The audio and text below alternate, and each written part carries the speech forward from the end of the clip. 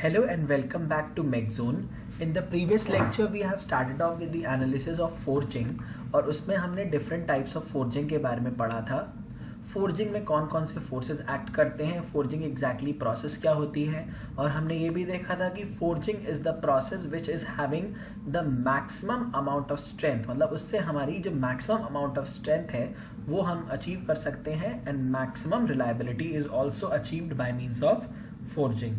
And today in this lecture we shall be continuing from then onwards. उसी के आगे हमें पढ़ना है.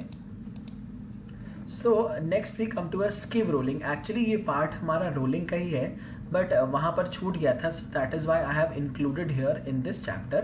So skive rolling is a process in which we are producing semi-finished ball bearings. Actually यहाँ पर हम इन्हें semi-finished क्यों कह रहे हैं? Semi-finished हम इसलिए कह रहे हैं क्योंकि ये जो balls प्रोड्यूस होंगी ये आपकी फाइन, इनका सरफेस जो होगा थोड़ा रफ होगा, तो इसके बाद इन्हें हम थोड़ा ग्राइंडिंग करके इनको एकदम परफेक्ट बॉल बेयरिंग्स के लिए हम लोग यूज कर लेंगे. Next is Smith forging. Smith forging में एक्चुअली होता क्या है, ये जो हमारे ब्लैक स्मिथ्स होते हैं, जो लोहार होते हैं, ये वो वाली फोर्जिंग प्रोसेस है जो हमारी स्मिथ फोर्जिंग हो गई. अब स्मिथ फोर्जिंग में जो हमारा एक्यूरेसी है, it is entirely dependent upon the operator, जो कि हमारा ह्यूमन ऑपरेटर है. हमारी एक्यूरेसी उसी ऑपरेटर की एफिशिएंसी और उस ऑपरेटर की एक्यूरेसी पर डिपेंड करेगी. ठीक है. So the quality of the product depends upon the skill of the operator, क्योंकि एंटायरली ऑपरेटर डिपेंडेंट प्रोसेस हो जाता है. Next is high velocity forming. High velocity forming क्या होता है? It is achieved at very high velocities provided on the movement of the rams and dies. जो RAM और die के बीच का जो मूवमेंट होगा वो बहुत हाई वेलोसिटी के करस्पॉन्डिंग होगा.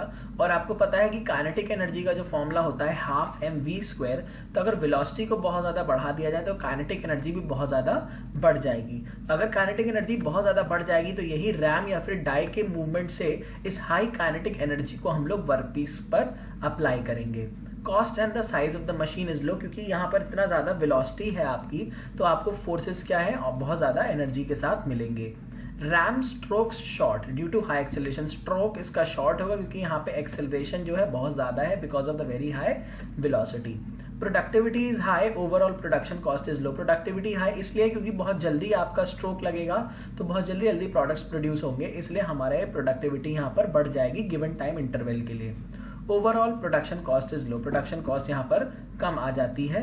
It is used for alloy steel, titanium, aluminium, magnesium to fabricate one piece complex components of smaller size like valve, rocket components. तो यहाँ पर हम इसे यूज कर लेते हैं. Next we come to the flashless forging. Flashless forging में actually क्या है, यहाँ पर कोई भी फ्लैश प्रोवाइडेड नहीं है. ठीक है. तो the work material is completely surrounded by the die. ये जो आपका वर्क मटेरियल है कंप्लीटली डाई में है, तो यहाँ आप देख रहे हैं there is no wastage of material, क्योंकि यहाँ पर कोई भी फ्लैश का प्रोविजन नहीं है. So there is no wastage of material. Most important requirement in flashless forging is that the work volume must be equal to the space. मतलब जितनी आपकी वर्क की वॉल्यूम है it should be equal to the space of the cavity और the volume of the cavity. And therefore we are achieving very close tolerances. यहाँ पर बहुत close टॉलरेंसेज को अचीव किया जाता है. Next we come to the lubrication in forging.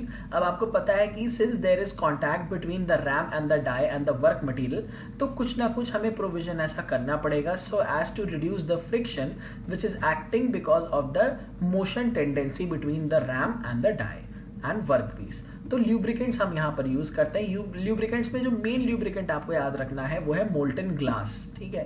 However यहाँ पर दिया हुआ है lubricant influence friction, wear, deforming forces and flow of the material in die cavities, non sticking thermal barrier. तो चिपकने नहीं देता वर्क पीस को आपके डाई से, और थर्मल बैरियर भी, क्योंकि आपकी जो हीट है, हीटेड आपका जो हमारा वर्क मटेरियल है वो बहुत हीटेड फॉर्म में होता है. ठीक है. तो अगर आपका उसमें से हीट बहुत जल्दी निकल गई तो वो बहुत जल्दी ठंडा हो जाएगा.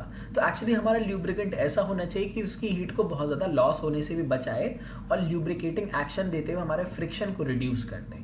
For hot forging graphite, MOS2 and sometimes molten glass. Actually generally हम लोग मोल्टन ग्लास ही सबसे ज़्यादा प्रेफर करते हैं as a lubricant. For cold forging mineral oils and soap. देखिए कोल्ड फोर्जिंग जो है इससे सबसे ज्यादा आपको स्ट्रेंथ अचीव होगी. The maximum strength is achieved by forging तो है, लेकिन फोर्जिंग में भी कौन सी फोर्जिंग होगी, हमारी कोल्ड फोर्जिंग होगी. हॉट फोर्जिंग में ल्यूब्रिकेंट जनरली कौन सा अप्लाई करेंगे, मोल्टन ग्लास अप्लाइड करेंगे. ठीक है. It is applied to the work piece. अब क्योंकि कोई भी प्रोसेस है it is not 100% accurate, so there must be some defects in the process. तो फोर्जिंग के डिफेक्ट्स कौन कौन से? Anfield section. अनफिल्ड सेक्शन में क्या आएगा, जो हमारा डाई है, मान लीजिए आप ऊपर रैम से प्रेशर तो लगा रहे हैं लेकिन आपका डाई का कोई पोर्शन हो सकता है अनफिल्ड रह गया हो, ठीक है, तो die cavity is not completely filled due to the improper design of the die. It is only because of the improper design of the die. Next is the cold shut or fold. Cold shut मतलब एक crack बन जाता है आपके work piece या material में at right angles to the forged surface. It is because of the improper design of the die. तो ये जो दोनों डिफेक्ट्स हैं they are because of the improper design of the die.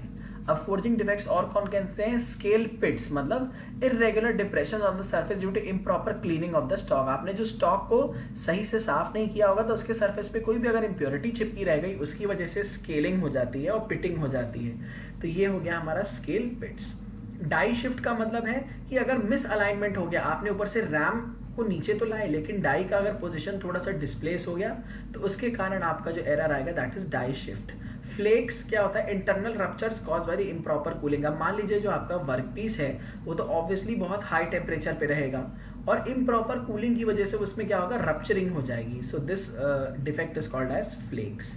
Improper grain flow क्या होगा? This is caused by the improper design of the die, which makes the flow of metal not flowing the final intended directions। मतलब जहाँ जितने जो direction में हमारा material को flow करना है वो वहां ना फ्लो करके दूसरी जगहों पर फ्लो कर जाएगा, इसलिए क्या होगा? There will be an improper distribution of the grain boundaries. तो वो डिफेक्ट हो जाएगा इम्प्रॉपर ग्रेन फ्लो। और वह फोर्जिंग लैब्स भी हैं, hot tears and thermal cracking. देखिए hot tears and thermal cracking हमारा कास्टिंग का भी डिफेक्ट होता है, तो ये यहाँ पर भी है, फोर्जिंग में भी होता है, ठीक है। These are the surface cracks occurring due to the non uniform cooling from the forging stage due to the heat treatment. मतलब फोर्जिंग से लेके हीट ट्रीटमेंट तक में आपके बहुत सारे स्ट्रेसेस डेवलप हो जाएंगे because of the non uniform cooling, और उसकी वजह से क्या हो जाएगा? क्रैक्स डेवलप हो जाएंगे। So this is called as hot tears and thermal cracking. Next जो हमारा डिफेक्ट है बैरलिंग। बैरलिंग में क्या है? देखिए ये ओपन डाई फोर्जिंग करी जा रही है और ओपन डाई फोर्जिंग में जब आप ऊपर और नीचे से फोर्स लगाएंगे तो यहाँ पे सरफेस ऐसे बैरल कर जाएगा, ठीक है। और आपको तो पता है there is some friction between the ram and the work piece, और ये क्या करेगा? ये बैरलिंग ऐसे ये बल्ज कर जाएगा। This is called as the barrelling effect. अब बात आती है, ये बहुत इंपॉर्टेंट पॉइंट है कि डाई मटेरियल की क्या प्रॉपर्टी होनी चाहिए। जो आप डाई बना रहे हैं उसके मटेरियल की प्रॉपर्टी होनी चाहिए good hardness, toughness and ductility at low and elevated temperatures. दोनों लो और एलिवेटेड टेम्परेचर्स पे should have good toughness, adequate fatigue resistance, sufficient hardenability. Hardenability तो बहुत इंपॉर्टेंट है। लो थर्मल कंडक्टिविटी। थर्मल कंडक्टिविटी लो क्यों होनी चाहिए? अगर थर्मल कंडक्टिविटी हाई हो गई तो आपका जो वर्क पीस है which is in the heated form उसमें से सारी की सारी हीट निकल जाएगी, तो फिर क्या उसमें फोर्जिंग करा जाएगा, इसीलिए उसकी thermal conductivity should be low. Amenability to weld repair, good machinability, ठीक है, ये सब प्रॉपर्टीज होनी चाहिए डाई मटेरियल की। और मटेरियल्स कौन कौन से? Chromium, molybdenum, vanadium alloyed tool steel and chromium nickel molybdenum alloyed tool steel are generally used for the die material because they are having almost all these properties. और ये सबसे important point यहाँ पे क्या है? It should have low thermal conductivity. Thermal conductivity क्या होनी चाहिए? लो होनी चाहिए। नेक्स्ट जो हमारा फॉर्मूला है वो बहुत बहुत बहुत ज़्यादा इंपॉर्टेंट है क्योंकि इसी में से हमारे न्यूमेरिक पोर्शन में आता है, तो इस चैप्टर में से यही पूछा जाता है मोस्टली। ट्रू स्ट्रेस का फॉर्मूला है सिग्मा 1 प्लस एप्सिलॉन। एप्सिलॉन क्या है? Strain, that is change in length upon original length.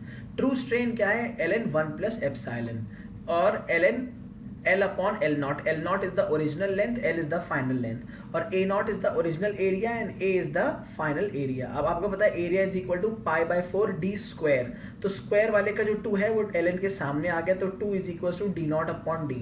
तो मोस्टली हमारा यही वाला फॉर्मूला, क्योंकि डायमीटर ही हमें दिया होता है, तो we have to find out the true stress and strain from direct this formula. However we have to remember this formula also. तो ये वाला जो फॉर्मूला है ये बहुत ज़्यादा इंपॉर्टेंट है and you have to remember this formula। The next is strain hardening and flow stress, तो वो हो जाता है सिग्मा इंटू के, सिग्मा इज इक्वल टू के इंटू एप्सिलॉन की पावर n।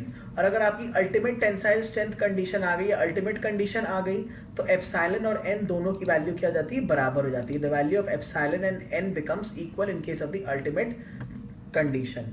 तो एवरेज फ्लो स्ट्रेस क्या है? k इंटू एप्सिलॉन की power n upon 1 plus n, where n क्या होता है? हमारा एक इंडेक्स होता है और एक्सपोनेंट वर्क हार्डनिंग एक्सपोनेंट कहते हैं इसे। So with this we come to the end of this chapter. इस चैप्टर में ऑलमोस्ट जितनी चीज़ें डिस्कस करनी थी हम सारी डिस्कस कर चुके हैं. आई होप आपको हमारे लेक्चर्स वाकई में पसंद आ रहे होंगे. तो हमें अपने वैल्यूबल फीडबैक्स देते रहिए, अपनी प्रॉब्लम्स हमारे साथ शेयर करते रहिए और हमें बताते रहिए कि आपको कोई दिक्कत नहीं है. If you are having any problem you can always revert back to our Facebook channel of Makezone, या फिर आप हमारे चैनल पे भी कमेंट करके अपनी प्रॉब्लम को हमसे शेयर कर सकते हैं और दूसरों को भी हमारे चैनल के बारे में ज़रूर बताइए. So thank you for today.